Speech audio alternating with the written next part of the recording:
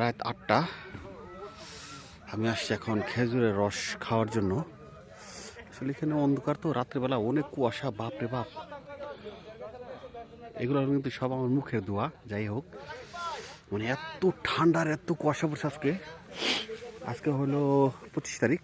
এই যে আসছি আমরা খেজুরের রস খাওয়ার জন্য। কিন্তু অনেক গাছ আছে, অবস্থা দেখি। সামনে এখানে রস বিক্রি হইতেছে।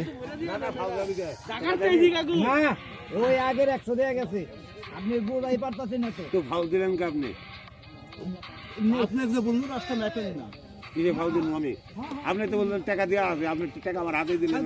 আমারে আপনারে কইলাম যে আগে 100 টাকা পাইবো, এই টাকাটা লইছি আমি আপনার থেকে। হাফ লিটার এটা নিব, 3 লিটার গেছে, 3 লিটার 4 লিটার হাফ লিটার আমাকে দিবেন, খাইবেন।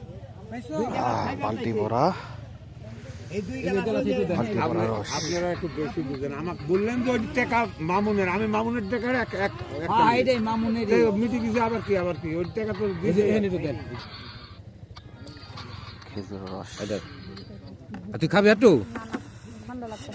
ঠান্ডা লাগছে।